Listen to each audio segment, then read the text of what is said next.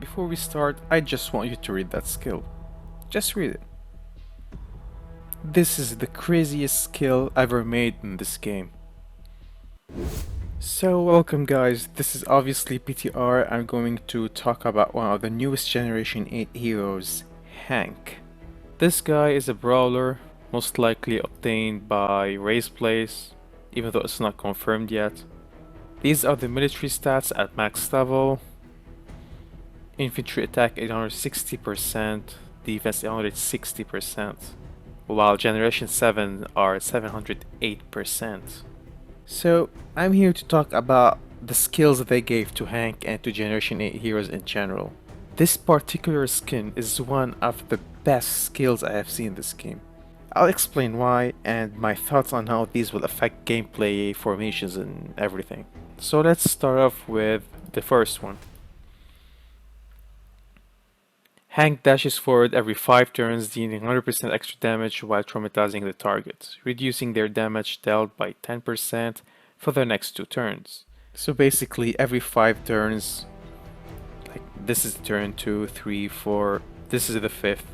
On the 5th turn, we'll do 100% extra damage. The infantry will do double damage basically. The skill also says reducing their damage dealt by 10% for the next 2 turns. So this is the 5th turn currently. For the next 2 turns, so on 6 and 7, as well as 12, 13, you know how it goes. We reduce the damage caused by 10%.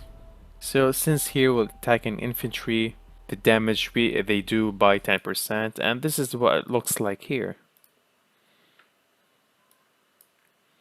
So the first skill, we kill about 5,000 troops and we lost 40 less troops. Not that impressive, this part anyway. Now let's move on to the best skill I have seen in the game.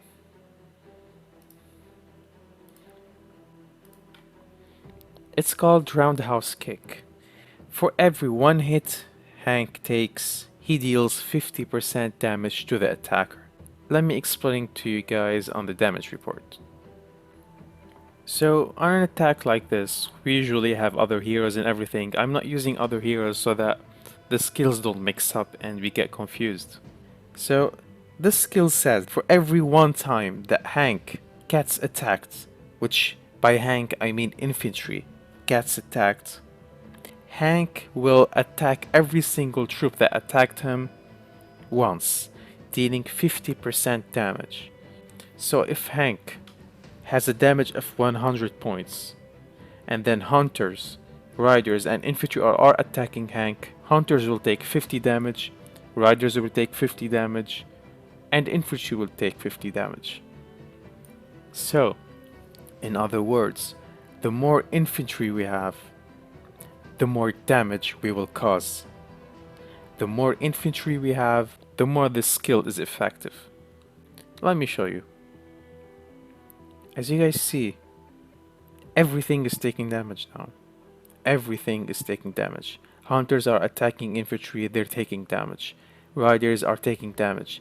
You can see that hunters are dying faster than riders. That's because hunters have less health. The infantry is obviously also dying fast. That's because the skill is killing them and the regular attack. Now if we go here on the battle details, we can see this.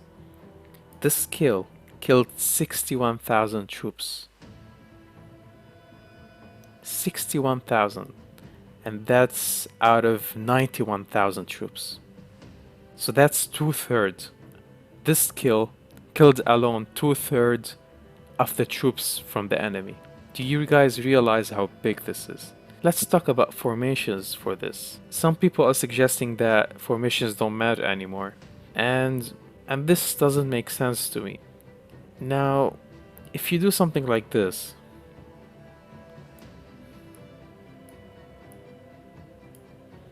you're basically exploiting the skill. And however, if the enemy does the same to you, you will lose your hunters and your riders also, which means that these heroes are basically now useless and their skills are gone. Your best bet is testing. Honestly, this is very early stage of the game. The skills might change. Maybe the devs will change their mind about this. For now, let's move on to the final skill. Hank repairs his prosthetic legs every 2 turns, restoring health equal to 20% of his attack. So that means if we focus sword attacks on attack instead of lethality, this skill will become even better, reducing his damage taken by 5% this turn. So we restore health based on how much attack we do. Very nice skill, and it helps with this second skill. Also reduces damage by 5%. Thank you for watching this far. Super excited about this skill.